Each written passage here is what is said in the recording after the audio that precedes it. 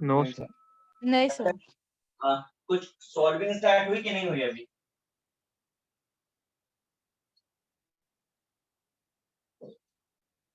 Module मिल गया कि नहीं मिल गया आपको?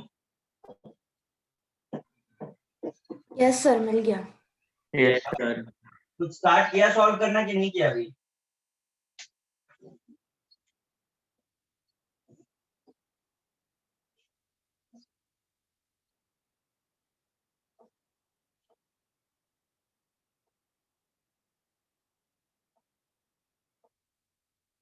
क्यों भाई, गाइस कुछ ट्राई किया था कि नहीं किया था? तो थोड़ा बहुत सर। मेरा सेंस सिर्फ इतना है पूछने का कि हम अटेम्प्ट कर पा रहे हैं कि नहीं कर पा रहे हैं।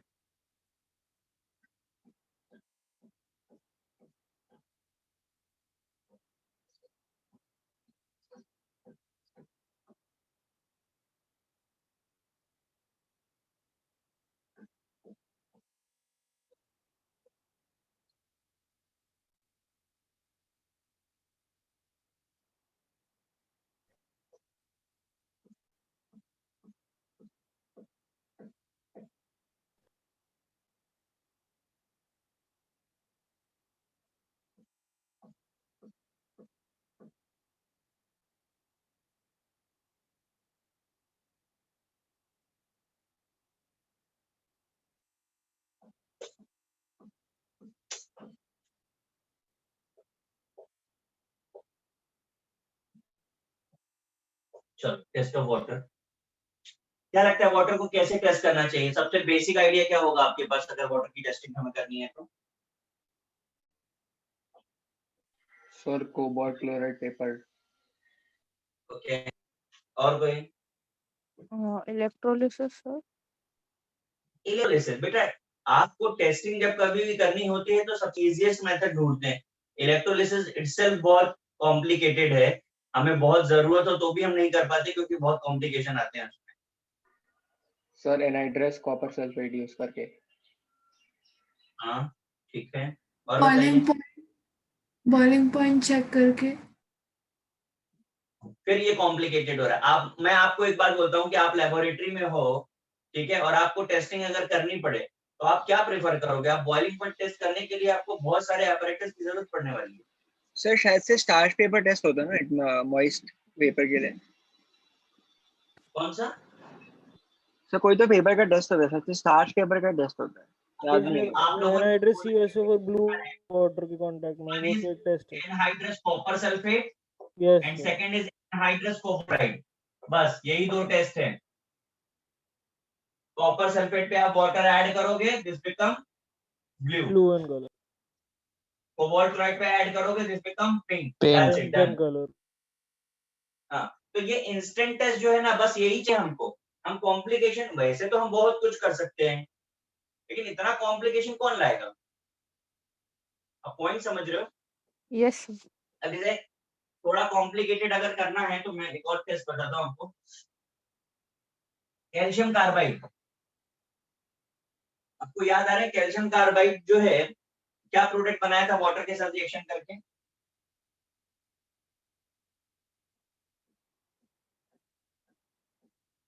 बोलिए। और शायद से इथाइन। ए नोट्स देख ले यार, ना तेरे पास है ना, चेक कर।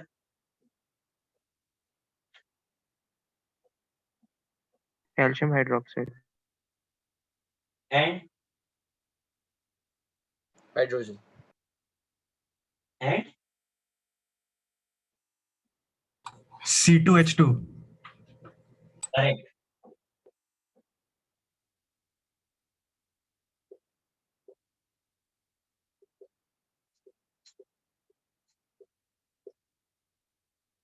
ये हो सकता है टेस्टिंग में आपके।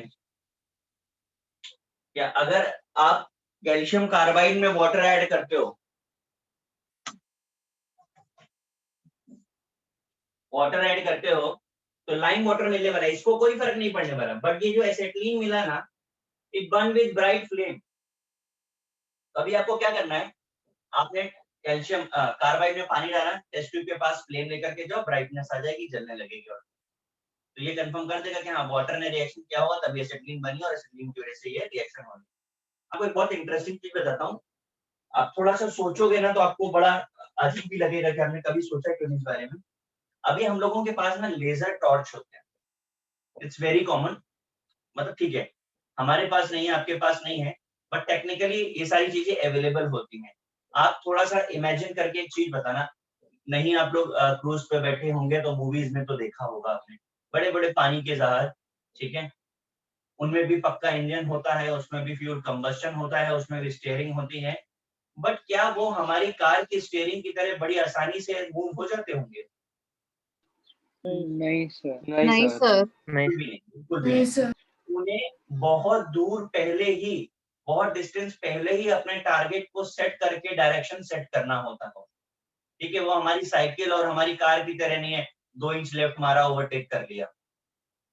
अब जबकि उन्हें पानी में चलना है 24/7, ठीक, दूर के ऑब्जेक्ट को कैसे देख पाएंगे, क्योंकि उनको तो बहुत पहले अपनी डायरेक्शन फिक्स करनी होती है, तो वो दूर के ऑब्जेक्ट कैसे देख पाएंगे? तो आप बड़े सिंपल वर्ड्स में आप बोलोगे अरे लाइटिंग होते होंगे, लाइटिंग सिस्टम होगा, टॉर्च होगा, वो लोग देख लेते थे। बिल्कुल सही है, साउंड से भी तो टॉर्च। देख सकते, सोनार से। अब एक पॉइंट रह गया, ये सब आज हो जाता है, 20 साल पहले हो जाता था, 20 साल पहले भी हो जाता था, चलो 50 साल पहले भी हो जाता था, पर 50 साल पहले मतलब बहुत सालों से पानी के जहाज चल रहे हैं। मतलब हम तो बोलेंगे कि इंडिपेंडेंस डे हमारा जो 47 है, 15 अगस्त 47, उससे भी पीछे जाओ, उससे भी पहले चलते ही थे ना पानी के जहाज। तो उस समय पे तो हमारे पास लाइट सोर्सेस नहीं हुआ करते थे, वो लोग कैसे देख पाते होंगे? C2H2 है जला कुछ सोचने जैसा। C2H2 बोलिए। जला के।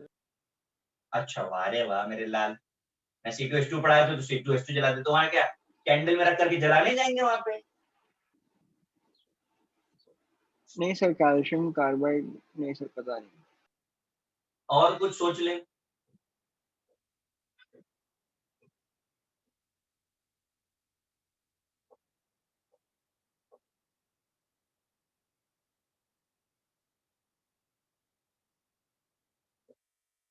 कुछ याद आ रहा है? ऐसा कहीं सुना? ये शायद ICSC या किसने लिख के भेजा है, नाइट विजन क्लासेस। अरे टैलेंटेड बच्चों, हम बात कर रहे हैं कि टॉर्च नहीं है वहां पे, कि हमको नाइट विजन क्लासेस दे रहे हैं।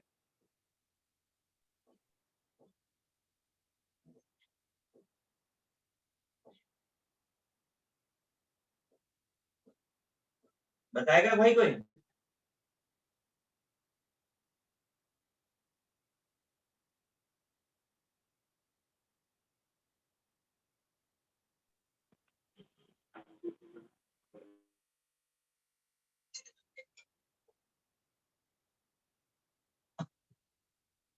चलो मैं बता देता हूँ।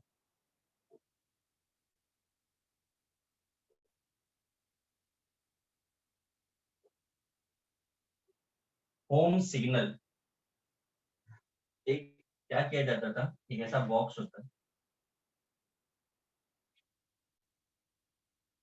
इस बॉक्स के अंदर कैल्शियम कार्बाइड और कैल्शियम फॉस्फाइड दोनों चीजें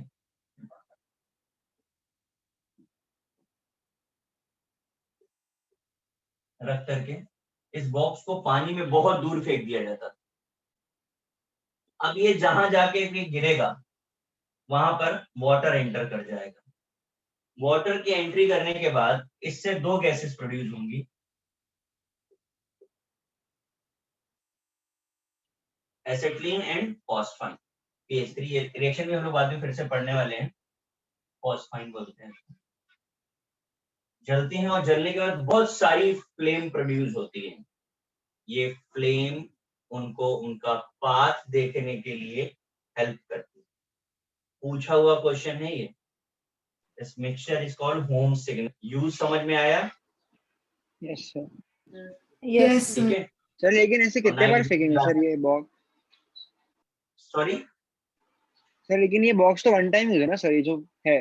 हाँ हाँ हाँ हाँ हाँ, तो मेरे ख्याल से उनको रात में जरूरत पड़ेगी, यस सर। है ना? तो नाइट विजन ग्लासेस नहीं थे तो ये पानी में फेंकते थे और इससे वो बहुत दूर का पाथ ट्रैक कर पाते थे कि आगे कोई ऑब्जेक्ट तो नहीं है, कोई ऑब्स्टिकल तो नहीं है, और वो उस डायरेक्शन में मूव करते थे। नोट कर लीजिए, पूछा हुआ क्वेश्चन है home signal.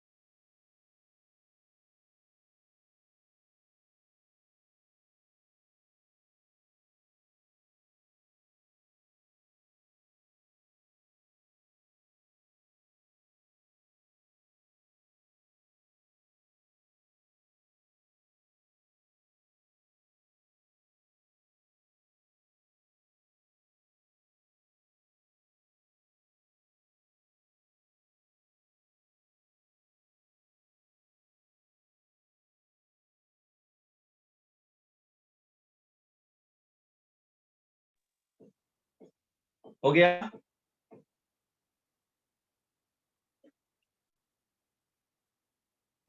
Yes, sir. Yes, sir.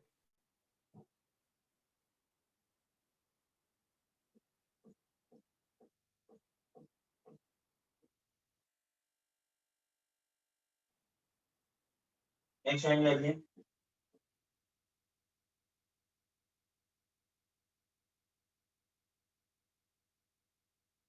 क्या आएगी नेक्स्ट हेडिंग?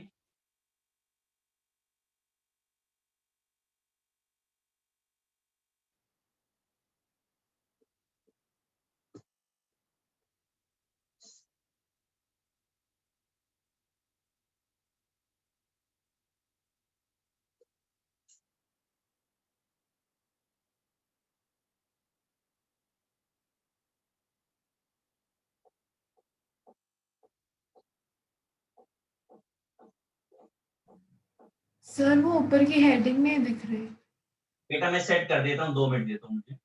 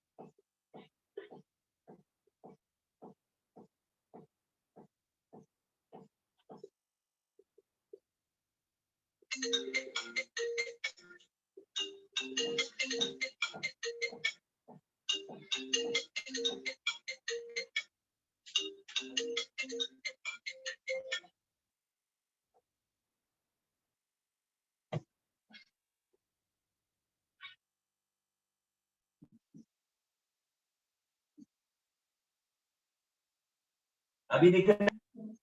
यस सर दिख रहा है। अभी 2 मिनट रुक Yes, जाओ, कॉपी बाद में करो। जरा समझो, बड़ा इंटरेस्टिंग चीज है, क्योंकि कुछ बातें तो हमने बचपन से पढ़ी हैं, बट एक्सप्लेनेशन आपके पास उसका प्रॉपर नहीं है। हमने वाटर को क्लासिफाई किया, सॉफ्ट वाटर और हार्ड वाटर, पक्का ही आपने पढ़ा हुआ है। समझने के लिए हम सॉफ्ट और हार्ड का क्लासिफिकेशन सोप के बेसिस पे करते हैं।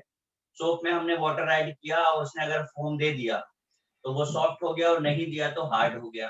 फिर हम कहते हैं कि क्यों नहीं दिया, तो हम रीजन आपको क्या देते हैं, due to the presence of bicarbonate, sulphate and carbonate of calcium, magnesium, ion. ये ऑर्डर आपको ये बताने के लिए है कि मोस्ट प्रोबेबली कैल्शियम प्रेजेंट होता है, आयन बहुत रेयर होता है पानी में। ओके, अब इसके बेसिस पे हमने इसे फर्दर क्लासिफाई किया, temporary hardness and permanent hardness. Temporary hardness is due to the presence of bicarbonate, जो यहाँ पे 3 एनायंस थे, उनमें से एक यहाँ पर आ जाता है और 2 आपके परमानेंट पे चले जाते हैं। 2 इंपॉर्टेंट बातें, पहला तो हम जो टेम्परेरी और परमानेंट बोल रहे हैं, डोंट बी कंफ्यूज कि परमानेंट है तो जाएगा नहीं, हम दोनों को रिमूव कर पाएंगे, दोनों का रिमूवल अभी हम पढ़ने वाले हैं। उसके बाद सबसे इंपॉर्टेंट बात ये कि सोप में ऐसा क्या था कि इस वाले वाटर ने फोम नहीं दिया और उसने दिया। मुझे कोई बताएगा क्या होता है सोप, और ये प्रॉब्लम क्यों आ रही है? केवल सॉल्ट्स के नाम ले देने से तो नहीं चलेगी, बोलिए।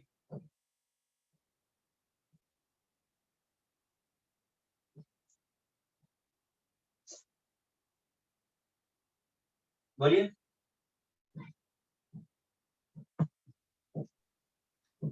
सर सोप का जो आयोनिक पार्ट था वो इसके साथ मिक्स होके कंपाउंड बना के सेटल हो जाता था, तो फिर वो इतना इफेक्टिव क्लीनिंग नहीं दे पाता था, तो इसीलिए सोप से वो डिफरेंशिएट कर सकते थे।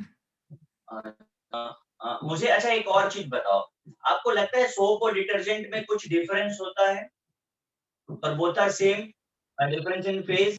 हमने सॉलिडिफाई कर दिया, सोप बोल दिया, is it like? Sir chemical combination तो अलग होता है दोनों का। सर अलग थोड़ा होते हैं। अलग हो सकता है। थिंग हम आस्किंग, आप मुझे बता क्या होता है? सर सोप सॉल्युबल होता है वाटर में। सोप सॉल्युबल होता है एंड डिटर्जेंट इज इनसॉल्युबल। वो भी सॉल्युबल तो होता है। तो डिफरेंस कहां से हुआ भाई ये? और सोचो।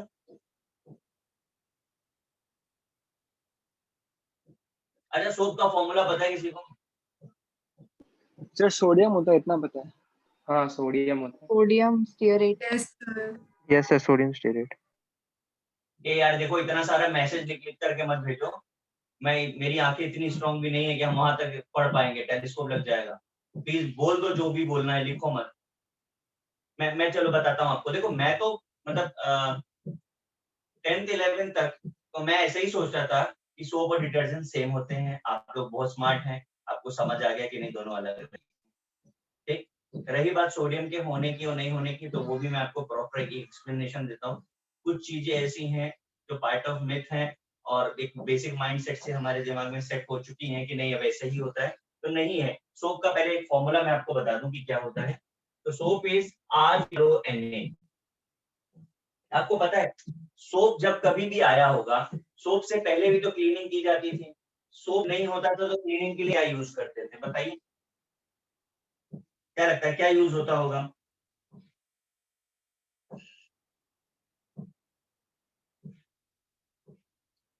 हाँ? सर कुछ घर का ही सामान, कुछ दही वही यूज होती होगी, पता नहीं।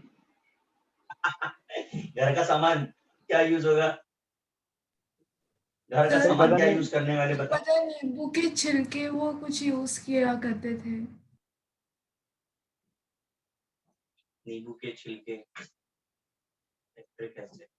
और बता, मैं आपको अभी भी क्लियर कर दूं कि नींबू छिलके आज भी यूज करते हैं, पर उसका एक बेसिक कॉम्पोजिशन और एक बेसिक जगह पर ही वो काम करता है, नॉट फॉर एवरीवेयर। सब जगह नहीं यूज किया जा सकता उसे। सॉल्ट है सब क्या? जगह तो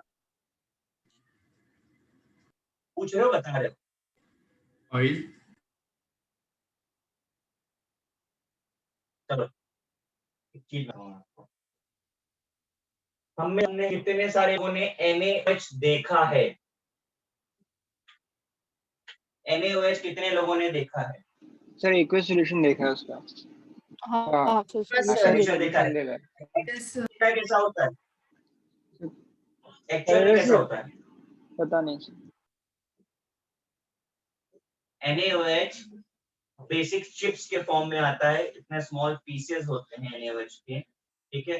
that is very slippery in nature, पानी में डालोगे तो बहुत स्लिपरी हो जाता है, ठीक है। ये है उसकी प्रॉपर्टी। और जब सोप और डिटर्जेंट जैसी चीजें नहीं होती थी तो वही यूज किया जाता था। समझ में आ गया? That is commonly known as caustic soda. आगे वाले चैप्टर में इस ब्लॉक में हम लोग पढ़ेंगे डिटेल में उसके बारे में, तो बता देते हैं कॉस्टिक सोडा बोलता और वही यूज किया जाता। अब उसके बाद एक वर्जन आया उसका, हमने उसका सॉल्ट यूज करना शुरू किया, जो मैंने यहाँ पर लिखा है, that is very standard, RCOONA। ये सॉल्ट ऑफ सोडियम है, एसिड और के मिलने से बना हुआ है। ये सॉल्ट आया और ये सॉल्ट में लगा। अब मैं आपको एक चीज पूछता हूँ, सोच करके बताना। हमसे आपने सबने टीवी पर डिटर्जेंट के कुछ ऐड हैं, इवन सोप के भी, जो हमें बार बार ये बताते हैं हमारे हाथों की स्किन खराब नहीं करता, इट्स फ्रेंडली है, स्किन फ्रेंडली है। ऐसा क्यों बता रहे हैं बार बार? हम तो कपड़े सर, धोने की क्योंकि बात कर रहे हैं। NaOH तो कोरोसिव है, तो फिर तो उसका रीजन यही है कि जो सोप में यूज हो रहा है वो सोडियम हमारी स्किन को डैमेज देता है, स्किन को खराब कर देता है, हाथ कट। आपको देख मतलब कैसे मैं बताऊं, अभी तो आपको मिलेगा भी नहीं उतना स्ट्रॉन्ग। तो NaOH जो है पूरी स्किन कर था, तो हमने धीरे धीरे करके क्या किया है, अब हमने इसे माइल्ड बना, कुछ अदर कंपोनेंट्स भी इसमें एडेड है, इसकी वजह से अब डिटर्जेंट और सोप आपका माइल्ड हो चुका है, इसलिए वो स्किन फ्रेंडली है, इसलिए वो सेफ है। मैं अभी भी बता दूं कि मैं सारी बातें उस सोप की कर रहा हूँ जिससे कपड़े धोए जाते हैं, नहाने वाले का नहीं है, लक्ष्य मत समझिएगा इसको, ठीक है। आगे चल, ये सोप पानी के साथ ऐसा क्या करने वाला है कि फोम नहीं आएगा। तो when it treated with this water in which salt is present, like का क्लोराइड सपोज प्रेजेंट, तो एक रिएक्शन जरा कर देते हैं इसकी। वाटर में कैल्शियम क्लोराइड इज और वहां पर है, जरा इस रिएक्शन को हमें करके बताइए क्या प्रोडक्ट्स बनेंगे हमारे।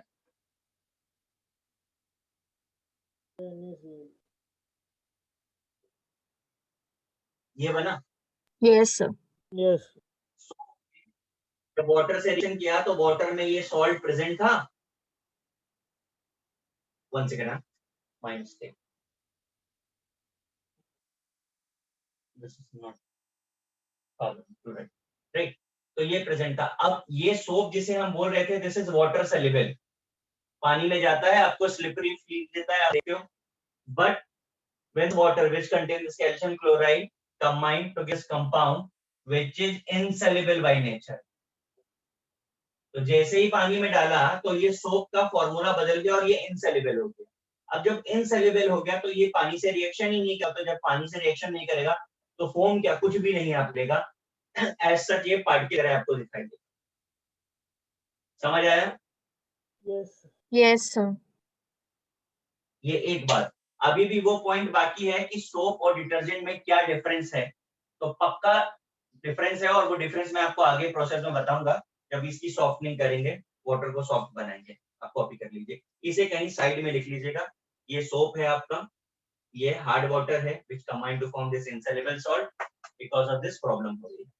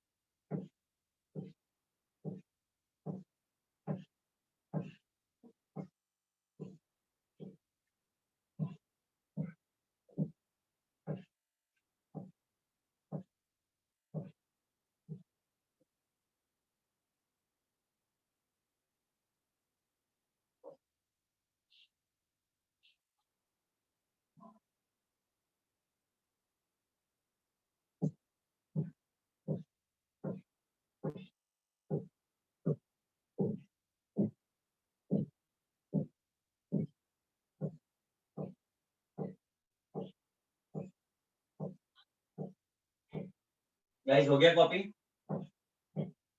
Sir 2 minute. सर एक डाउट था बोल। सर, सिर्फ ग्रुप 2 मतलब सिर्फ डाइवैलेंट मेटल्स ही क्यों बनाते हैं हार्ड वाटर? वापस बोलो क्या कह रहे हो? सर सिर्फ डाइवैलेंट मेटल्स ही क्यों बनाते हैं हार्ड वाटर? मतलब ऐसा कुछ कौन से स्पेसिफिक रीजन है कि उनके इलेक्ट्रॉनिक सर जिसकी नहीं, वैलेंसी मैं 2 होती है अभी मेटल्स की? Divalent. कौन सा बाईवैलेंट बाईवैलेंट कह रहे हो? बाईवैलेंट बोल रहे हैं ना?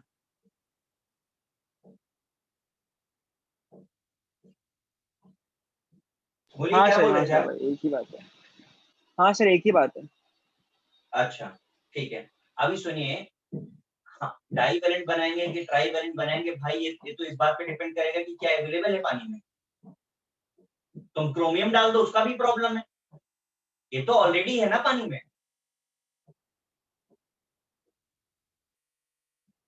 पानी में जो है और प्रॉब्लम कर रहे हैं, हम उसे स्टडी कर रहे हैं। हम ऐसा इंटेंशनली नहीं कह रहे हैं कि हमने ये डाला और ये प्रॉब्लम करेगा, ये नहीं कर रहा है। ऐसा कुछ नहीं, जो प्रेजेंट है वहां पर वो प्रॉब्लम कर रहा है। रही बात सॉल्युबिलिटी और इनसॉल्युबिलिटी की, तो थोड़ा वेट करो, आफ्टर हाइड्रोजन हम आपको सॉल्युबिलिटी का सिस्टम बताएंगे कि किस बेसिस पे देखा जाता है कि सॉल्युबल होगा कि इनसॉल्युबल। ओके।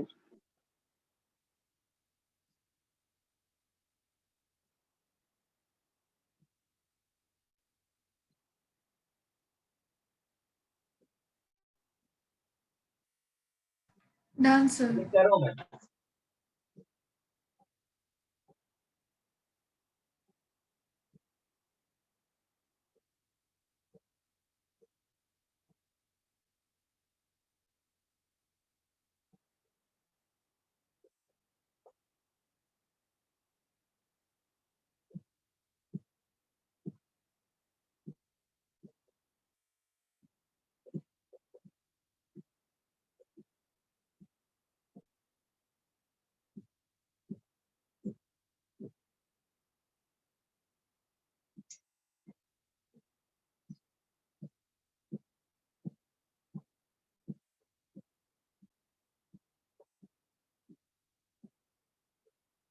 देखिए, water salt removal of temporary hardness पहला प्रोसेस है बॉइलिंग ऑफ वाटर।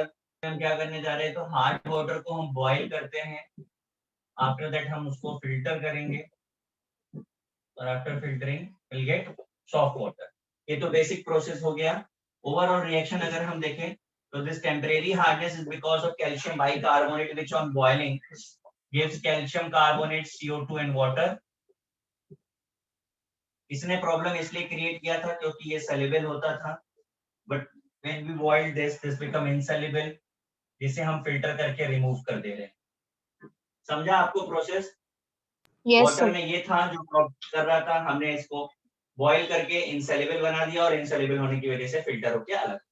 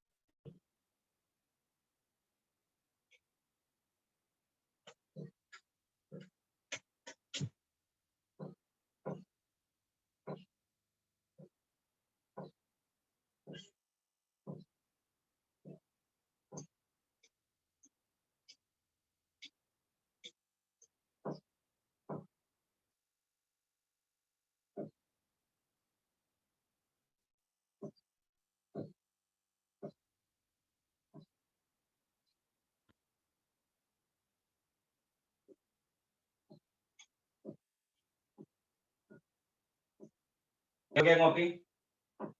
हाँ सर।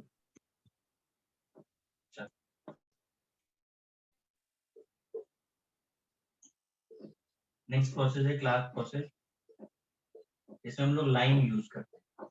कोई मुझे लाइन का फॉर्मूला बताएगा?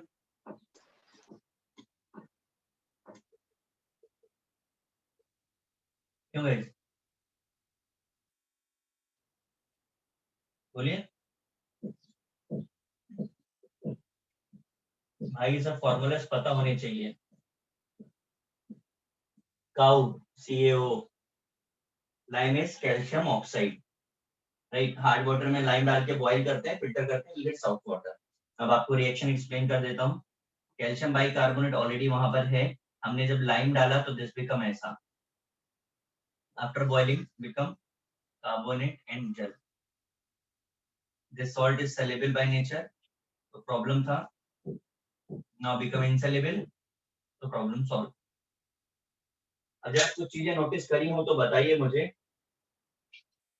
लाइम कैल्शियम ऑक्साइड है, पर मैं लिख तो यहाँ कैल्शियम हाइड्रोक्साइड रहा हूँ, बताइए जरा ऐसा क्यों? पानी में डाल दो। हाँ पानी में डाल रहे हैं सर। मिक्स किया। हाँ जी बिल्कुल सही है, क्योंकि हमने उसे पानी में डाला है तो कैल्शियम ऑक्साइड बिकम हाइड्रोक्साइड। अब ये प्रोसेस हो गया, सेलेबल इनसेलेबल हो गया। अब द नेक्स्ट क्वेश्चन, प्रोसेस ए और प्रोसेस बी, इन दोनों में से बेस्ट कौन सा है? बी।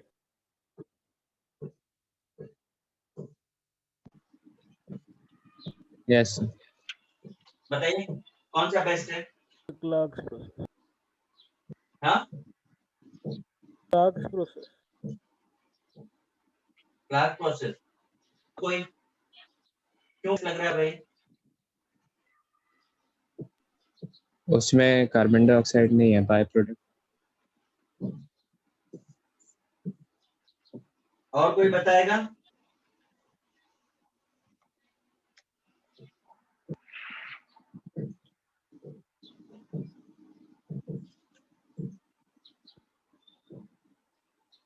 बिल्कुल सही है, क्लार्क प्रोसेस ज्यादा एडवांस है।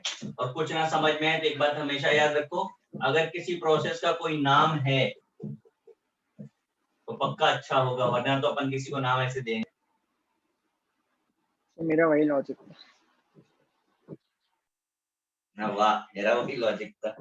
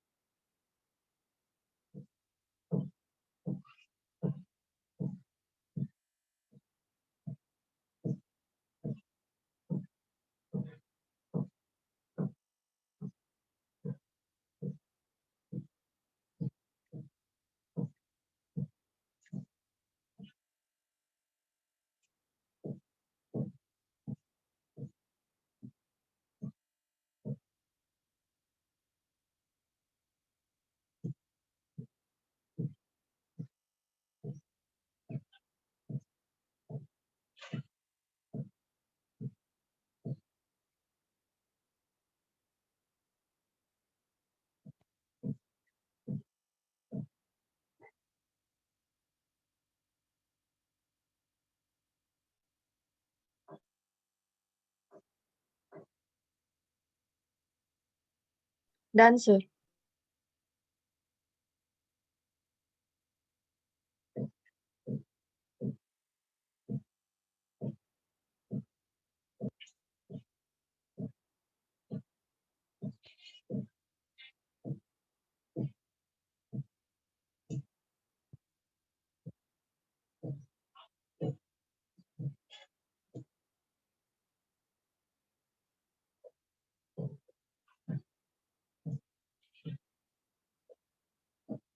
मैंने लिखा है water softening removal of both permanent temporary hardness, यानी अब हम जो प्रोसेस पढ़े उससे एक ही बार में हम दोनों तरीके की हार्डनेस को रिमूव करेंगे। पहला प्रोसेस आप लिखते हैं,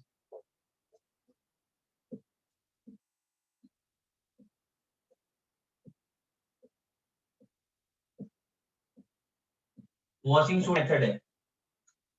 एंड ये वॉशिंग सोडा क्या होता है? Na2CO3.10H2O। Yes, sir. करेक्ट। अब इसे वॉशिंग सोडा क्यों बोलते हैं?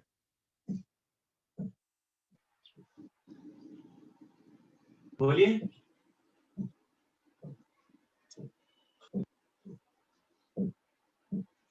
बोलो बोलो।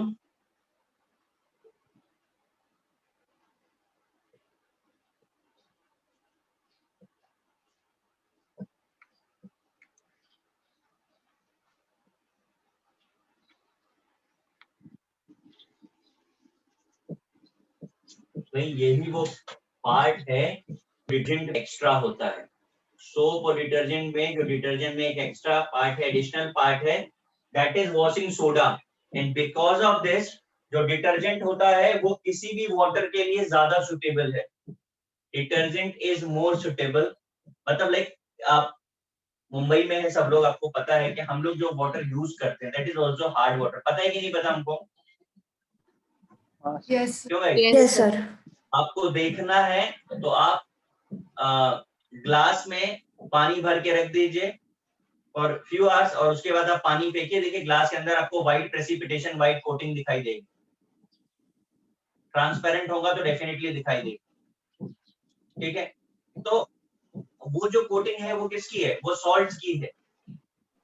अब इसीलिए मैंने आपको बोला कि डिटर्जेंट जो होता है वो हर हाल में ज्यादा अच्छा होता है सोप के कंपैरिजन में। रीजन क्या है? उसमें जो प्रेजेंट सॉल्ट है उसका काम क्या है? क्लीनिंग तो वो करेगा ही करेगा, लेकिन साथ में हार्ड वाटर को सॉफ्ट भी बना दिया।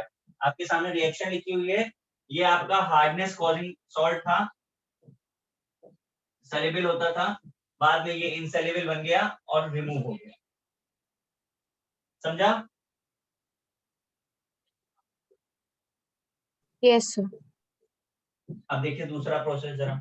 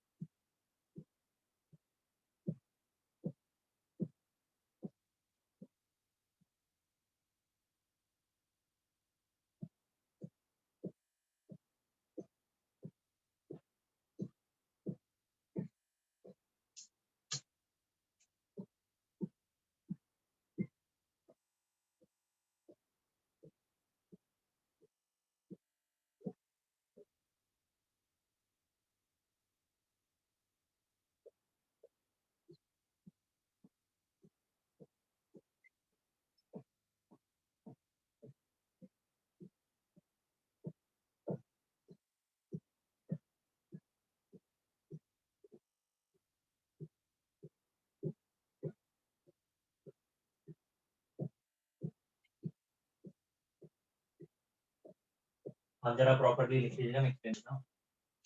कैलगोन प्रोसेस, कैलगोन सॉल्ट है, Na2CO3 बोलते हैं, इसे ग्राम सॉल्ट भी बोलते हैं, GRAHAM, GRAHAM। ग्राम सॉल्ट्स के नाम से भी मैचिंग का क्वेश्चन आया हुआ एडवांस का, वहां पर ये पूछा गया था।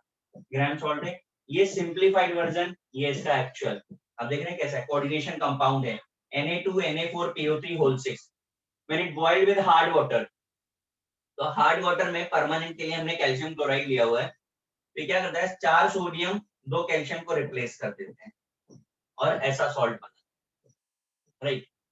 तो एक बार कोई भी चीज इस कोऑर्डिनेशन पार्ट के अंदर आ गई तो वो कभी फ्री नहीं होती है, ये कोऑर्डिनेशन कंपाउंड की प्रॉपर्टी है। तो sodium is exchange with calcium, तो ये सॉल्ट बन जाता है। तो कैप्चरिंग ऑफ कैटायन हम ऐसे बोलते हैं, और कैप्चरिंग ऑफ कैटायन के लिए जो टर्म यूज होता है दैट इज सीक्वेस्ट्रेशन। ये पूछा गया है, sequestration, capturing of cation, note कर लीजिए। बॉइलिंग जहां जहां यूज हो रहा है वो टेम्परेचर हार्डनेस को रिमूव कर रहा है।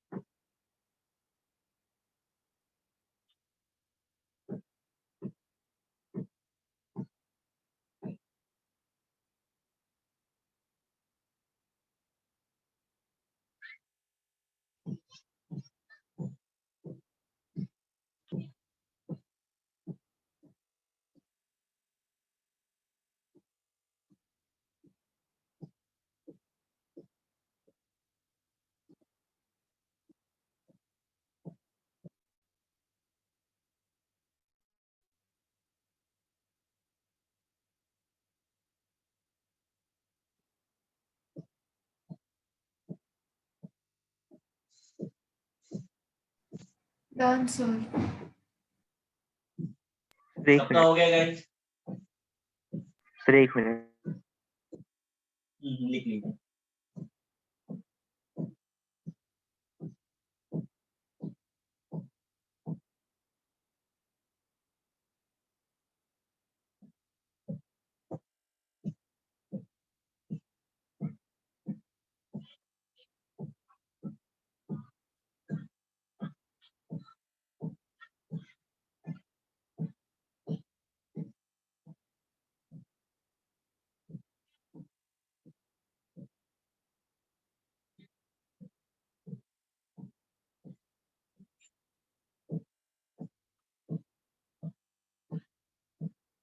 Done sir.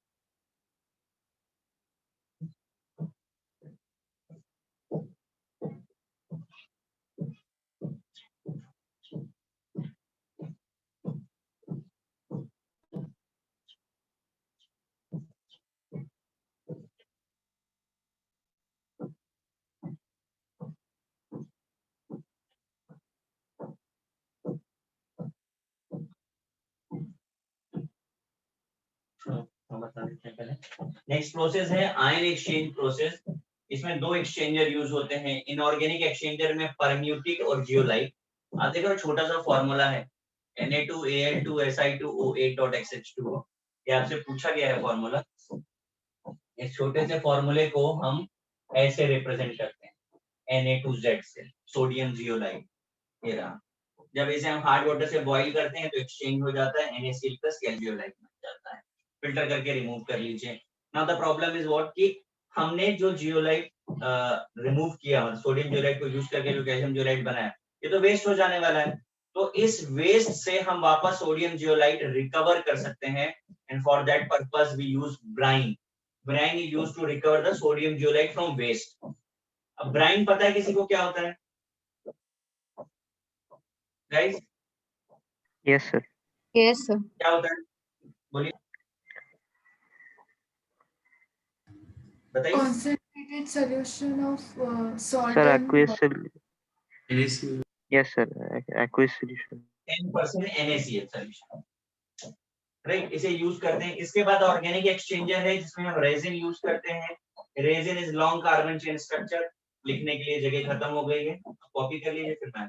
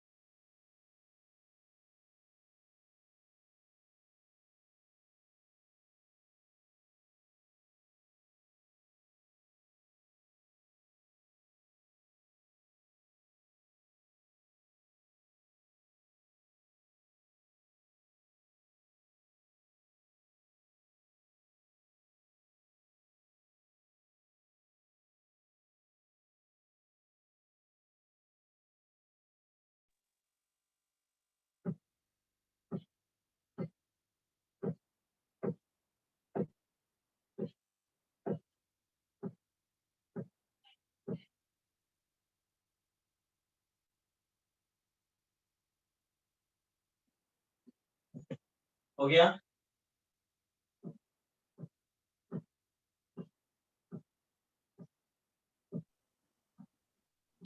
Sir organic exchanger के बाद क्या लिखा है?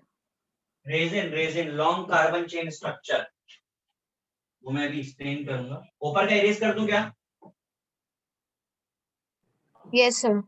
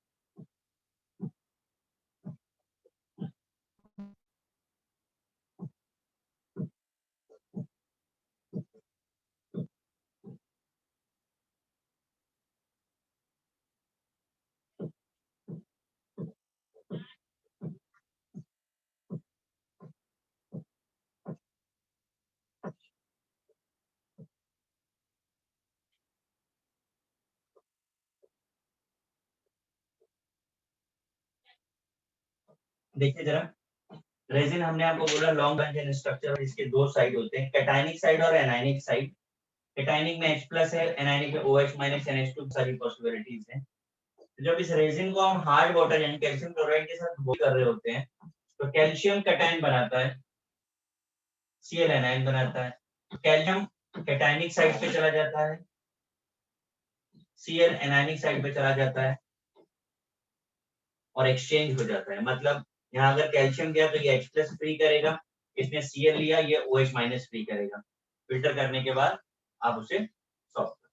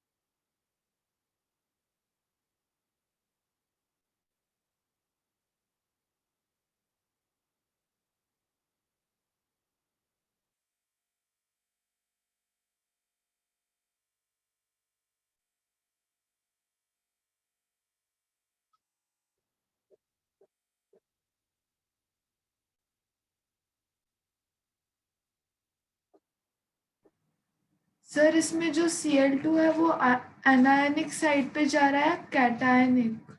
हाँ, कैटायन टू कैटायन एक्सचेंज होगा, एनायन टू एनायन एक्सचेंज होगा। Okay sir.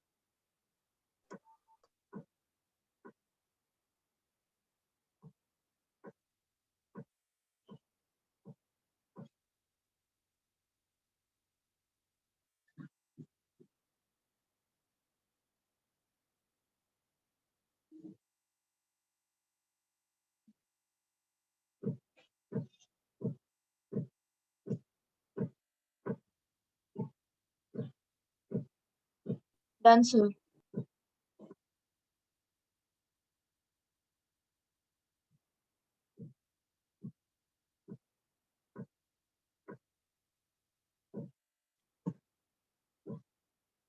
वाटर सॉफ्टनिंग हो गई।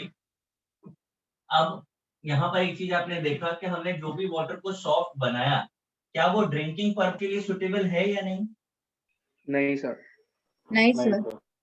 नहीं। हमने तो जो भी कुछ किया वो सिर्फ एक ही काम के लिए किया कि हमारा सोप जो है फोम देने लगे। तो अब अगर आपको वाटर ड्रिंकिंग पर्पस के लिए चाहिए तो क्या करना पड़ेगा?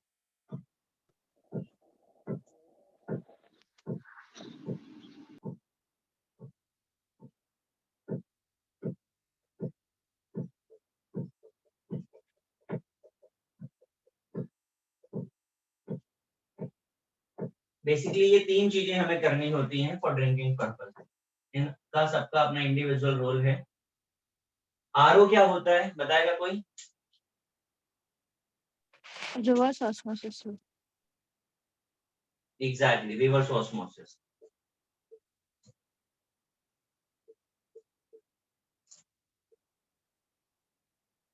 यूवी का क्या काम है और अल्ट्रावायलेट। O3 का क्या काम है? अल्ट्रावायलेट जो है ये डिसइंफेक्टेंट है। स्टेरिलाइज। O3 जो है वो ब्लीचिंग और रिवर्स ऑस्मोसिस सॉल्ट बैलेंसिंग का काम करता है। आपको पता है वाटर साइकिल होती है, आप जो भी पानी वेस्ट कर रहे हो वो वापस से प्रोसेस होकर आपके पास आने वाला है। ये बेसिकली तीन प्रोसेस होते हैं और इन तीनों प्रोसेस की जो कॉस्ट होती है वाटर की, कम से कम अगर हमने बल्क में भी किया तो 3 to 4 रुपीज पर लीटर हो जाता है वाटर, अगर हमने इसको कंप्लीट प्रोसेस किया। अगर किया तो आप ये मत समझिए कि हम जो भी बाहर से बॉटल वाटर खरीद रहे हैं वो सब प्रोसेस्ड है, उस पर लिखा होगा हो चाहे ना हो, ठीक है। तो ये ट्रीटमेंट के बाद ही वाटर ड्रिंकिंग पर्पस के लिए सुटेबल हो सकता है। अब आप जरा एक चीज बताओ मुझे, हमारे आपके घर में जो पानी आ रहा है वो क्या ड्रिंकिंग पर्पस के लिए सुटेबल है? नहीं नहीं सर, सर। इससे तो एक्वागार्ड लगाते हैं। नहीं सर, हाँ। तो नहीं, पानी sir. पी रहे होते। आप अगर एक्वागार्ड भी लगाते हैं तो आप गलत हैं, क्योंकि एक्वागार्ड का काम क्या होता है? फिल्टर करना। सर थोड़े लोग आरओ भी लगाते। तो ये थोड़ा लगा भी लगा। सर वही देखो, मतलब अच्छा वही जो मुझे ये बताओ, वाटर बेसिकली सोर्स किस चीज का है? हमें पानी क्यों चाहिए? सर पीने के लिए। हमें पानी चाहिए। मेटाबॉलिक प्रोसेस होता है बॉडी में, उसके लिए। मेटाबॉलिक प्रोसेस में पानी का क्या रोल है? सर वो जैसे डॉट फ्लश आउट करना। दो काम सर वो करता है, बोलिए बोलिए आप। देखो, एक तो वो मीडियम प्रोवाइड करता है, ठीक है। दूसरा सोर्स ऑफ मिनरल है। मिनरल्स जो हमको है वो पानी से ही मिल रहे हैं। इसीलिए आप देखो जो मार्केट में पानी का बॉटल आता है उस पर क्या लिखा होता है? Mineral water. देखा है ना mineral water? Yes, sir. Yes, sir. तो मिनरल वाटर क्यों बोल रहे हैं? क्योंकि मिनरल्स हमको पानी से मिलने चाहिए। अब आप एक चीज बताओ, जब वाटर साइकिल हो रहा है, रिसाइकलिंग, तो क्या पानी में मिनरल्स बचे? नहीं। नहीं, sir. पानी में minerals। नहीं सर। हमारे घर में जो भी पानी आ रहा है बीएमसी वाला, उसमें मिनरल्स नहीं होते। सबसे इंपॉर्टेंट बात समझ लीजिए। और जब मिनरल्स है ही नहीं तो आप उसको क्या बैलेंस करोगे? तो हम सिर्फ और सिर्फ उसे प्यूरिफाई कर पाते हैं, हम उसे क्लीन कर सकते हैं, पर मिनरल एडिड सिस्टम हमारे पास नहीं है। और नॉर्मल किसी भी कंपनी के मिनरल एडिड सिस्टम आते नहीं है। आपने एक्वागार्ड बोला, Aquaguard is actually name of brand.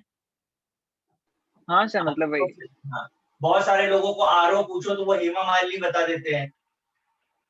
Yes RO, हाँ यस सर, देखो भाई का भी वही इंफॉर्मेशन था। तो एक्चुअली ये प्रोसेस है। आरओ, वो पूरा प्रोडक्ट का नाम क्या है? केंट आरओ है ना, वो हेमा मालिनी वाला product, Kent RO. Kent is actually name of brand, RO is not a brand. तो RO is actually process for mineral balancing. आप अगर आरओ की मशीन लगाते भी हैं तो आरओ बहुत एक्सपेंसिव है, फिल्टर बहुत सस्ता है।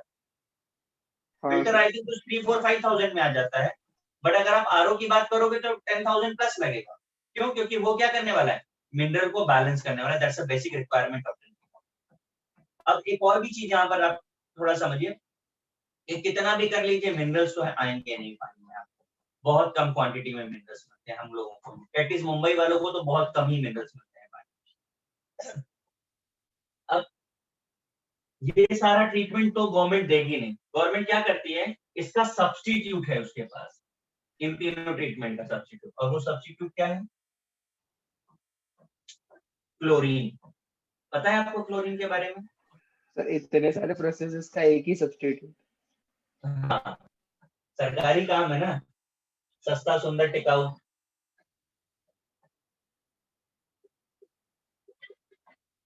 एक तो ये डिसइंफेक्टेंट है, क्लोरीन वाटर जो होता है वो क्लीनिंग के लिए यूज किया जाता है, डिसइंफेक्टेंट होता है। दूसरा इसका काम होता है, ये ब्लीचिंग एजेंट भी है। गवर्नमेंट को सॉल्ट बैलेंसिंग करने की जरूरत नहीं है, वो ये दो काम करते हैं। इसका भी एक लिमिटेड अमाउंट ही वाटर में डाला जाता है, डालना चाहिए, बट क्योंकि काम सरकारी है तो उतना ज्यादा तो नहीं होता है, एक्सेस में भी चला जाता है।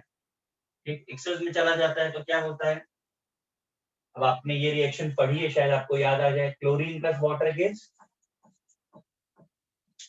रिएक्शन बताइए क्या बनेगा गाइस, रिएक्शन बोलिए। अरे इसमें क्या तकलीफ है, HCl प्लस O2 हो गया। मतलब हमारे घर में आने वाला पानी कैसा है? एसिडिक। एसिडिक। अब माइल्ड एसिडिक है, बहुत एसिडिक नहीं है। अब इसका सबसे इंटरेस्टिंग ड्रॉबैक मैं आपको बताता हूँ, जो पक्का आप सबने नोटिस किया होगा। मुंबई में ऑलमोस्ट हर किसी को एक प्रॉब्लम जरूर है, वो है हेयर फॉल, है कि नहीं? हाँ सर, Yes, sir. अपने घर में हाँ बहुत सर, है सर। Yes, sir. हाँ सर। इसमें आवाजें ज्यादा निकल रही है, मतलब कॉमन तो एक्चुअली है। और उसका रीजन क्या है, हम जो पानी यूज कर रहे हैं वो HCl। अब हेयर फॉल के दो रीजन, एक जो रूट लेवल पे जो रीजन है, ठीक है, वो क्या है, मिनरल डेफिशिएंसी।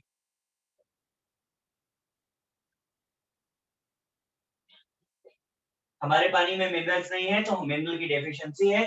दूसरा हमारा एसिडिक वाटर जो हमारे स्कैल्प पे जा रहा है और रूट्स को वीक बना रहा है। ये दोनों रीजन की वजह से हेयर फॉल होगा ही होगा, आप चेक कर लो। मतलब हाँ, इसमें बड़ा अच्छा एक इंटरेस्टिंग चीज है, वो मैं आगे बताऊंगा आपको।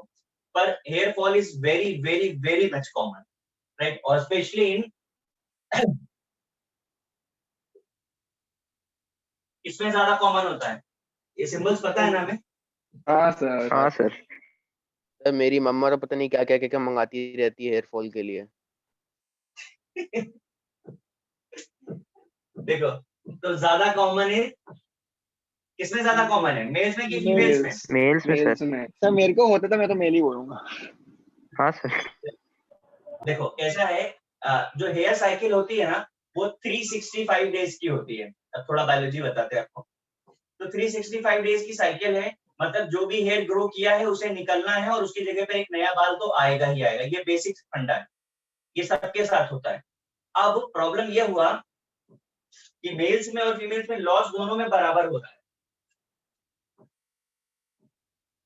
पहले एक मजे वाली चीज आपको ये बताते हैं। आपने अच्छा मेल्स में जो पैटर्न है वो नोटिस किया है हेयर फॉल का? देखा है आपने? हाँ सर। नहीं सर। इसमें भी पैटर्न होता है? अरे पागल, ये केस है वो जहां पर फोरहेड पे बाल है और साइड में बाल नहीं है। अच्छा, हाँ हाँ, यस सर। हाँ ये सर, वाला वो देखा है केस सर। है जहां पर उल्टा क्राउन है। के पीछे बाल है, आगे बाल नहीं है। हाँ सर। हाँ सर, हाँ आईना अब नहीं देखा। देखा होगा तो आजू बाजू देख लेना, कहीं दिख जाएंगे। ठीक है, और बताते एक चीज इसमें कि जिनके भी यहाँ पर ये पैटर्न में जो भी आएंगे उनका जो स्कैल्प होता है ना बहुत बहुत शाइनी होता है, एकदम चांद चमकता हुआ। देखा है? यस। देखा है हाँ कि सर, लाइट मार तो अपनी आंख में लगती है। ज्यादा लग रहा है। थोड़ा सा रिफ्लेक्टिंग होता है, थोड़ा शाइनी होता है। क्यों होता है पता है आपको? कुछ आइडिया? सर वो तो ऑयली स्किन की वजह से होता है ना।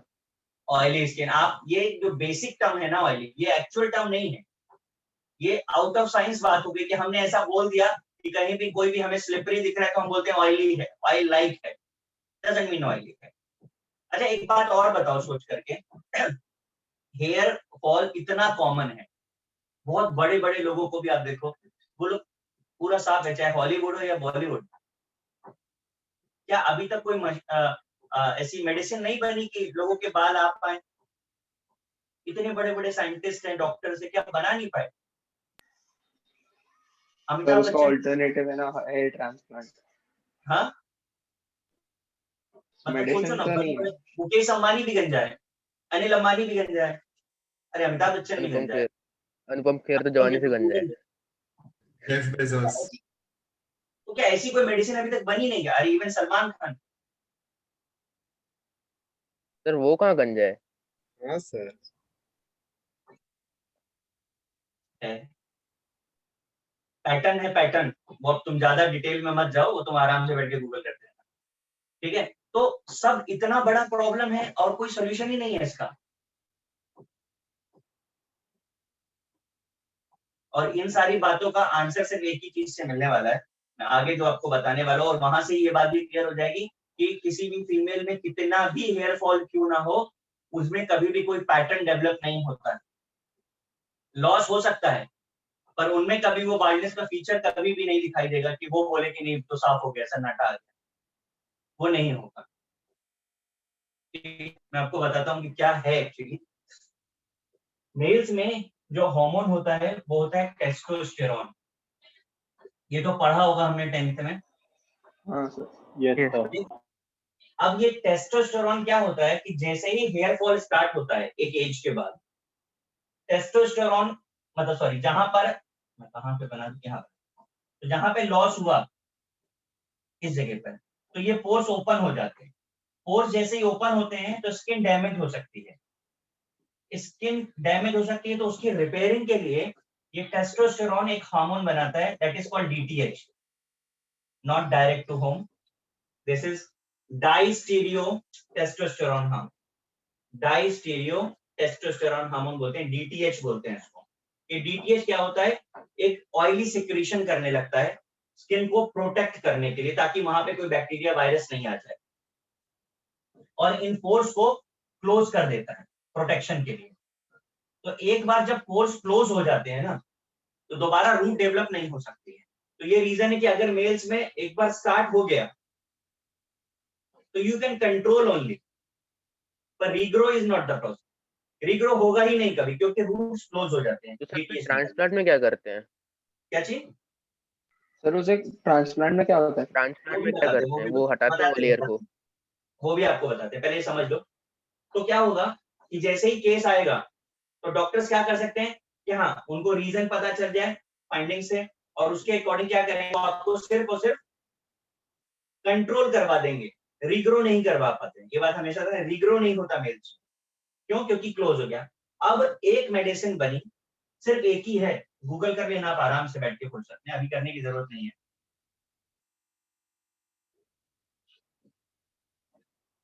Minoxidil, MINOXDIL, minoxidil, right. सबसे पहले तो ये बहुत बहुत एक्सपेंसिव है। इसके एक्सपेंसिव कहने का मतलब आप ऐसे समझ लीजिए कि 2% मिनॉक्सिडिल, केवल 2%, 98% ऑयल होता है उसमें, 2% minoxidil cost is around 700 to 800 rupees. ये तो एक कॉस्ट की बात हो गई। चलो कॉस्ट डजंट मैटर, इतने बड़े बड़े लोग हैं, इतना पैसे वाले हैं, चलेगा, बहुत एक्सपेंसिव नहीं है ये, ठीक है। अब क्या होता है, ये काम करता है किसके ऊपर? डीटीएच के ऊपर। डीटीएच के ऊपर काम करता है और ये जो बैरियर डेवलप हुआ है उसे वो ब्रेक कर देता है। अब क्या है, ये थोड़ा ज्यादा काम कर लेता है, ये इस बैरियर को ब्रेक करता है, डीटीएच को स्टॉप करता है, और डीटीएच के साथ साथ ये टीएच को भी स्टॉप कर देता है। तो इसका ये ड्रॉबैक है कि डाइस्टीरियो टेस्टोस्टेरोन को स्टॉप करते करते टेस्टोस्टेरोन को भी स्टॉप कर देता है। आपको समझा कुछ? हाँ सर। हाँ सर। हाँ सर। तो अगर और इसने जनरेशन रुक इसको जाती स्टॉप किया तो फिर आपको मिलेगा करण जौहर इफेक्ट। ठीक है, नाइस नेम। अच्छा तो ये सर। समझ गए? तो ये हाँ रीजन है, हाँ ये सर रीजन समझ गए। कभी भी कोई भी इसे इस्तेमाल नहीं करता मेनॉक्सिल। बहुत रेयर केस में डॉक्टर किसी को प्रेस्क्राइब करेगा तो करेगा, वरना ये नहीं किया जाता प्रेस्क्राइब। अब फीमेल्स में इसीलिए प्रॉब्लम नहीं है क्योंकि वहां पे टेस्टोस्टेरोन नहीं है तो कोई प्रोटेक्टिंग लेयर नहीं बनता, उनका रीग्रो भी होता है, ठीक है, और उनका इस तरीके का प्रॉब्लम नहीं होता। अब दूसरा आप कहते हैं तो फिर ट्रांसप्लांट, उनके उधर बैक्टीरिया नहीं लगता जहाँ पे पोर्स बन जाते हैं? डेंस है ना, हाईली डेंस है, उनमें दूसरा हार्मोन है, प्रोटेक्टिंग हार्मोन सब में है। हमारा प्रोटेक्टिंग हार्मोन जो है वो इसके साथ है, उसमें लिंक नहीं है। हमारा तो सेक्स हार्मोन के साथ रिलेटेड है तो हमारे लिए प्रॉब्लम है, हाँ सर। उनके साथ वो प्रॉब्लम नहीं है। ठीक, दूसरा चीज में क्या बोला था, ट्रांसप्लांट रहते। तो ट्रांसप्लांट में कैसा होता है कि हाँ, अभी आपको बता रहा था तो मैंने आपको पैटर्न्स बताए थे ना, आप में से किसी ने भी ये नहीं पूछा कि पैटर्न हमेशा ऐसे ही क्यों बनाए जाते हैं। आप भी नोटिस करके देखिएगा किसी भी टकले को, जितना भी लॉस होगा ना, that is always from crown to forehead, never be on the back side. पीछे कभी भी बाल नहीं जाता, देखा है आपने? हाँ सर। हाँ देख सर। लेना किसी टकले को एक बार, ये वाला पोर्शन और ये पीछे वाला पोर्शन ऑलवेज रहने वाला है, जो भी जाएगा फ्रॉम क्राउन टू फोरहेड जाता है, ऑब्जर्व करना। ठीक, तो रीजन वही है, सिक्रीशन जो है यहां से स्टार्ट हो रहा है और वो यहां को कवर कर रहा है, इस पार्ट। तो अभी जो नई टेक्निक आई क्या बता रहा था मैं, ट्रांसप्लांट। तो ट्रांसप्लांट में क्या कर रहे हैं कि क्योंकि ये वाला पैच कभी जाता नहीं है तो यहां से हेयर बल्ब रिमूव किए जाते हैं। बल्ब बोलते हैं बंच ऑफ हेयर को। ये एक बल्ब होता है, इसमें ऐसे 2 से 3 हेयर्स रहेंगे, ये रिमूव करते हैं from the back side of the head और इसे यहाँ पर puncturing, exact term is puncturing है ना, निडल लेते हैं, होल करते हैं और इस होल में इसे फिक्स कर देते हैं। इस तरीके से, इस तरीके की फिक्सिंग की जाती है। और इस फिक्सिंग के बाद जैसे नया प्लांट लगाते हैं तो पुरानी लीव्स गिर जाती हैं, फिर नई निकलती है, तो वैसे ही होगी साइकिल एक पूरी कि ये आपने जो भी फिक्स किया रूट्स को, उसके बाद इसके ऊपर का हेयरी पार्ट गिर जाएगा और नए बाल यहाँ पर निकलना स्टार्ट करेंगे, एकदम फ्रेश हेयर निकलेंगे। बट अगेन इसका कोई गारंटी नहीं होता कि सर्वाइव भी करेंगे, क्योंकि बहुत सारे केसेस है जिसमें लोग मर भी गए। सर पर फिर तो मर थोड़े कैसे टाइम जाते बाद हैं? डेथ की सर, क्या चीज? मर कैसे जाते हैं? मरने के एक्चुअली कैसा है ना, इसमें एनेस्थीसिया दिया जाता है। तो अगर एक्चुअली देखो, ये करने का काम होता है डर्मेटोलॉजिस्ट का। डर्मेटोलॉजिस्ट मतलब एक बड़ा डॉक्टर हो गया। डर्मेटोलॉजिस्ट करते नहीं है, ठीक, उनसे नीचे वाले जो उनके असिस्टेंट्स होते हैं वो लोग काम करते हैं। हर एक बॉडी अलग अलग होती है, हर एक पे अलग अलग तरीके का एनेस्थीसिया काम करता है। एनेस्थीसिया देने का काम भी एक सीनियर डॉक्टर का होता है, जो नॉर्मली नहीं करते हैं यहाँ पर लोग। यहाँ पे कोई भी आपको एनेस्थीसिया दे देगा, तो उस केस में क्या है, रिस्क बहुत भारी होता है। एनेस्थीसिया भी कैसे दिया जाता है आप देखोगे ना, यूट्यूब पे जाके वीडियो देख लेना, यहाँ पर ऐसा सर में ना निडल घुसा देते हैं, इंजेक्शन सिरिंज, और उससे एनेस्थीसिया देते हैं। तो वो सब काम बहुत स्मार्ट टेक्नीशियन का होता है, किसी का भी नहीं कि कोई भी कर दे। इन जनरल क्या होता है, मुंबई में तो बहुत सारे क्लिनिक्स खुले हुए हैं जहाँ पर लोग कर रहे हैं, कोई भी कर रहा है, तो उस केस में क्या है, रिस्क बहुत है। तो जो भी लोग मरे हैं वो ज्यादातर इसमें इन्फेक्शन की वजह से मरे हैं। सर तो फिर थोड़े टाइम बाद जो ट्रांसप्लांटेड हेयर होता है वो निकाल क्यों देते हैं वो लोग? नहीं नहीं नहीं नहीं, गलत बोल रहे हो। या फिर खुद निकल जाता है शायद, पता नहीं, नहीं। अपने आप अभी निकल वो जाता क्या है। करते हैं मैं बताता हूँ।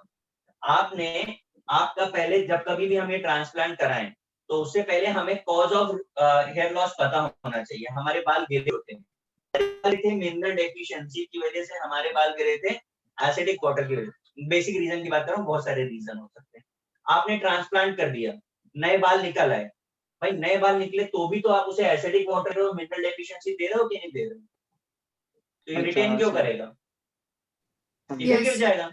तो इन जनरल क्या होता है, 1 साल 1.5 साल 2 साल, 2 साल के बाद प्रॉब्लम। हाँ सर, इसीलिए वैसा ही।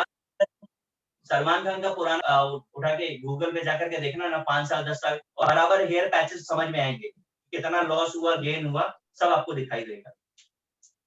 सभी का है, सभी का है, इट्स वेरी कॉमन। वापस आ जाओ। तो सर ऐसा कैसे बोलते हैं कि टेंशन से बाल गिर जाते हैं? हाँ, टेंशन से भी गिर जाते हैं, वो सब तो देखो एक एज पे आके गिरते हैं ना। सर वो तो मिथ है सर, ऐसा थोड़ी होता है। नहीं नहीं नहीं नहीं, कुछ मिथ नहीं है बेटा, वो सब कुछ होता है, ठीक है, लेकिन वो एज अलग है, वो एज के हिसाब से। लेकिन अभी देखो, आपने देखा रहेगा, अगर अपने ग्रैंड पेरेंट्स के देखोगे जो गांव वगैरह में रहते हैं, वो 60 प्लस भी होंगे तो भी उनके सिर पे बाल होंगे, ठीक है। मुंबई में आप देखोगे 35 प्लस भी होगा तो भी लॉस हो रहा होगा। अरे 20 साल आप लोगों का भी थोड़ा बहुत लॉस हो ही रहा है। सर मेरे दादा के बाल मेरे ताऊ से ज्यादा थे। तो सोच ले, और ये एग्जाम्पल तुमने दिया ना, ये सबके लिए एप्लीकेबल है, सबके घरों में ऐसे ही, ये सबके लिए एप्लीकेबल है। तो रीजन वही है कि हम जो वाटर यूज कर रहे हैं वो हाईली एसिडिक होता जा रहा है डे बाय डे। अब आप बिस्लरी से तो नहाओगे नहीं, तो अगर नहा सकते हो तो बचा लो, ठीक है। चलो इसमें से ये तीन ट्रीटमेंट वाटर ट्रीटमेंट नोट कर लेना, ये रिएक्शन नोट करना, बस बाकी मुझे रेस करना है, जल्दी से करो। नमन जी ने हाथ क्यों उठाया हुआ है? नमन जी क्या तकलीफ है भाई?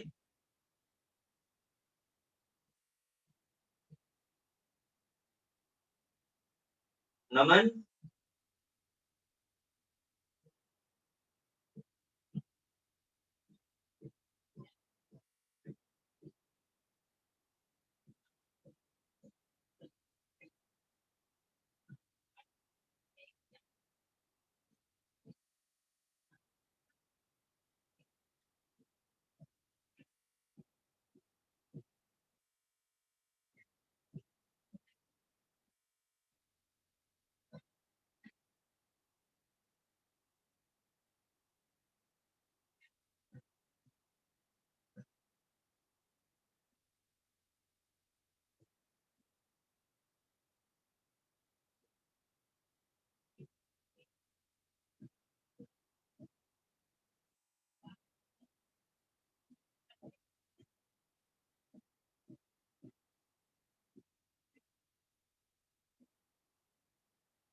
मैं रेस कर दूं?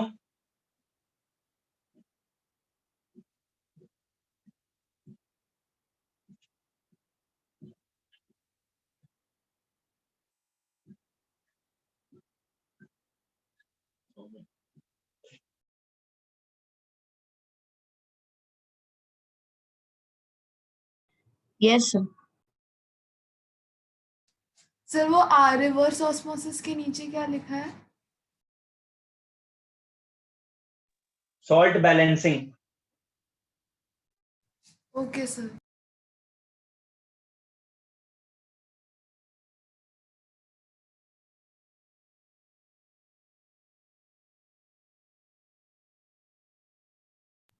Done sir.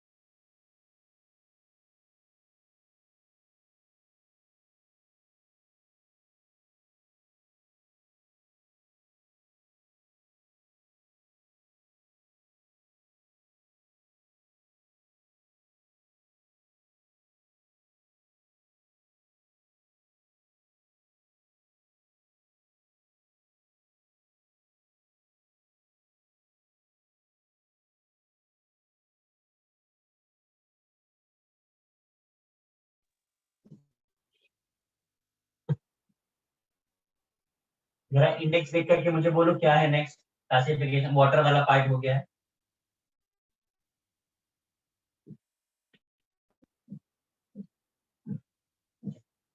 Sir, preparation and properties of D2O. D2O, okay. जो का कॉमन नेम पता है किसी को? Heavy water. heavy water.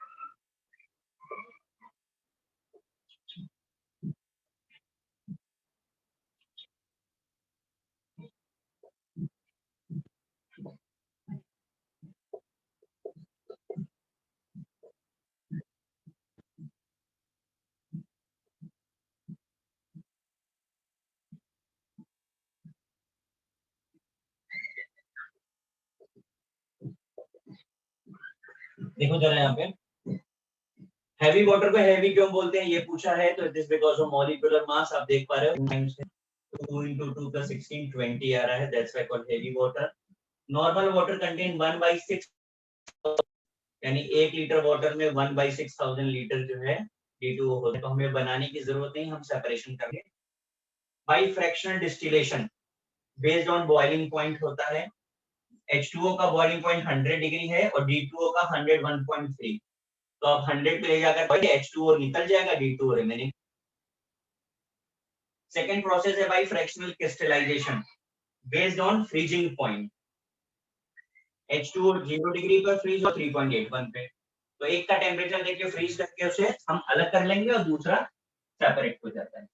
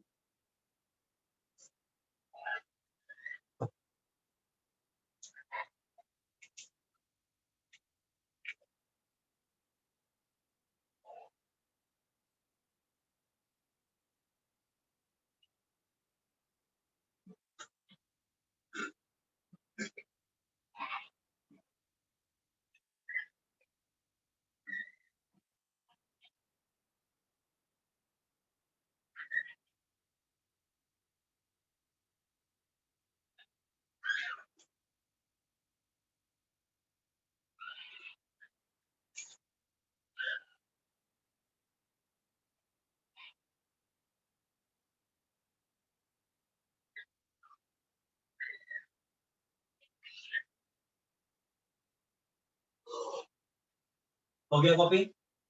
तो 2 मिनट।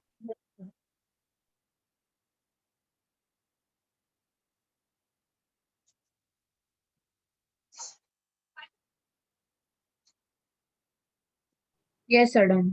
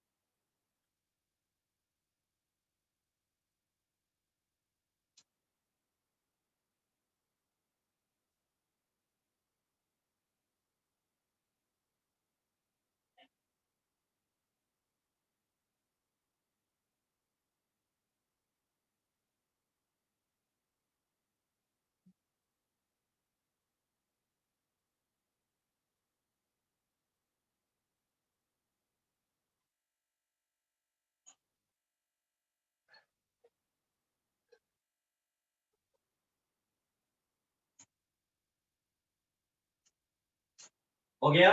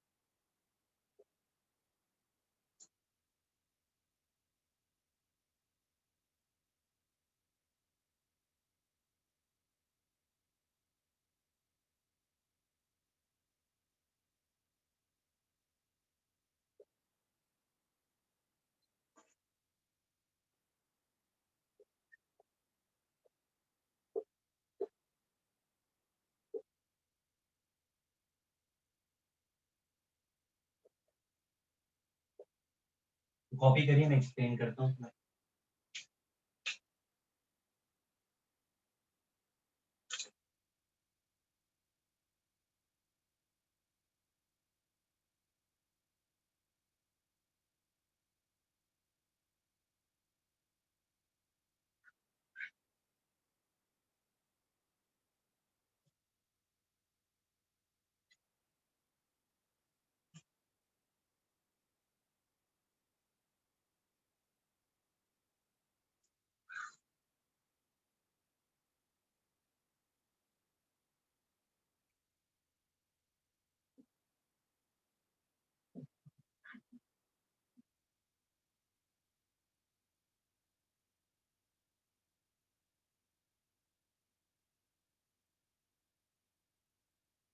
Done, sir. सर एक मिनट.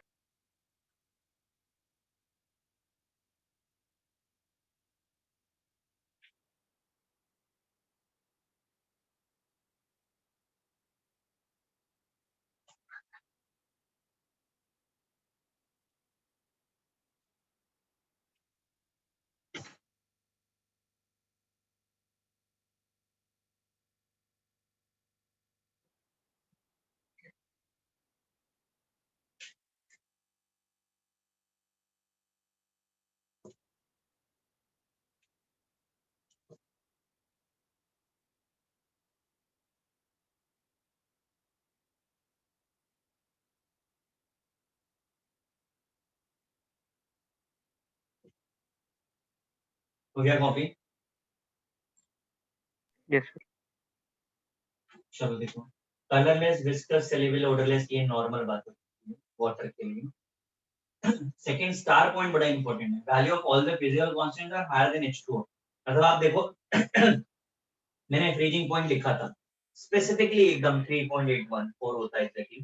बॉइलिंग पॉइंट लिखा 101। तो आपको ना बॉइलिंग पॉइंट, फ्रीजिंग पॉइंट सब कुछ याद करने की जरूरत नहीं है। H2O से ज्यादा होगा, दैट्स इट। जो भी वैल्यूज हमसे पूछी जाएंगे that is always more than water, is it? Now ये कुछ कंपैरिजन थे जो क्वेश्चन पूछे गए हैं। NaCl की सॉल्युबिलिटी किस में ज्यादा होगी, H2O में या D2O में?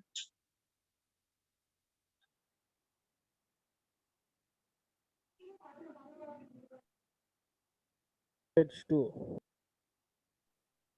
H2O, sir. H2. H2O. Reason?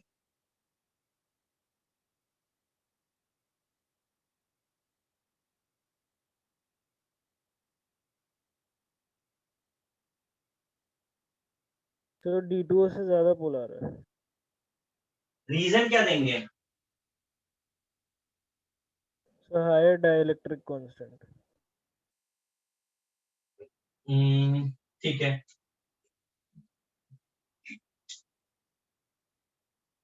H2O में ज्यादा होगा। हाइड्रोजन बॉन्डिंग टेंडेंसी किसमें ज्यादा होगी? H2. H2O. क्यों? क्या रीजन देंगे?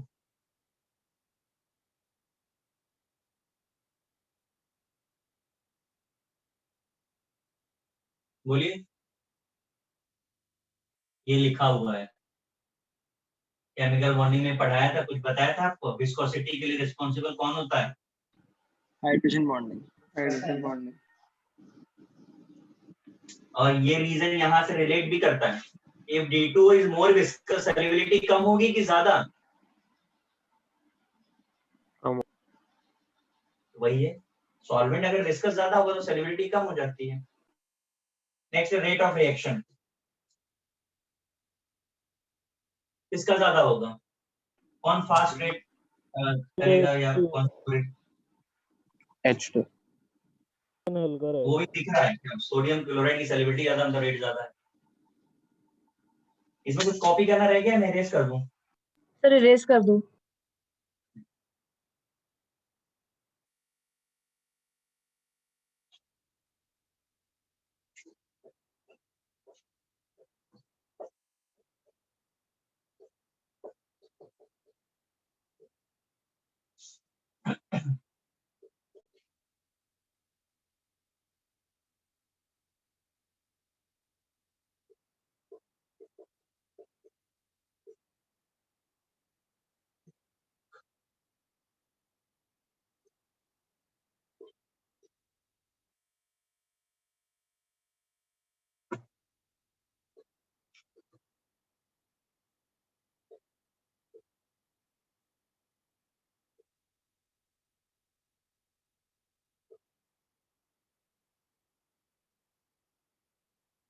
नोट करिए।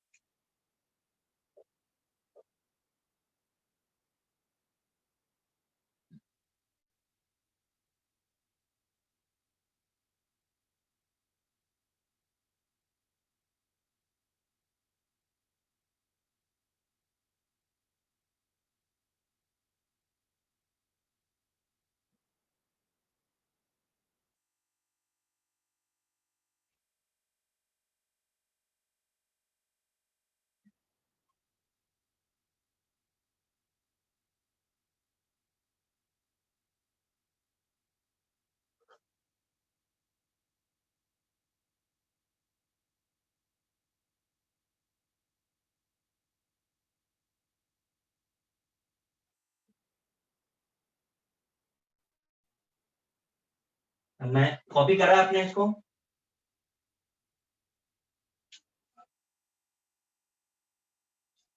हाँ,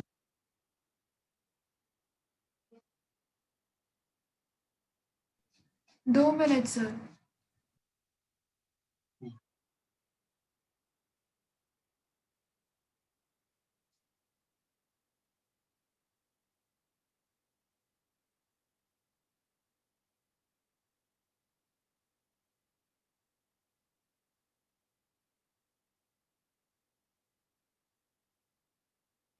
यस सर डन। अब ये रिएक्शंस आपको खुद से कंप्लीट करनी है, ठीक है? वाटर की तरह ही सारी रिएक्शंस होंगी। आप इसे एक बार ट्राई करो, फिर नेक्स्ट लेक्चर पे मैं रिएक्शन डिस्कस करके आगे का पार्ट करूंगा। गाइस,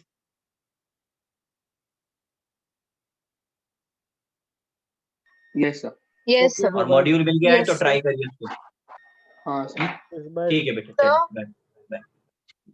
हाँ, सर हम लोग बोलिए। का आयोनिक का जेई मेंस एंड एडवांस का डिस्कशन बाकी है, तो वो कब करेंगे? नेक्स्ट वीक कर लेते हैं, प्लान कर लेंगे थोड़ा डिस्कशन, थोड़ा ये इस तरीके से। Okay sir. सर डीपीटी के लिए मेन क्या है? किसका? सर संडे को सर डीपीटी संडे को डीपीटी आयोनिक का। यार तो हो जाएगा ना, उतना तो अपन ने कर चुके हैं ना। हाँ हाँ सर। हाँ सर, हमने वो सिर्फ मेंस और एडवांस बाकी है। कर पाओगे, ट्राई करना। ठीक है, ओके सर। चलिए bye. Thank you sir. Bye sir.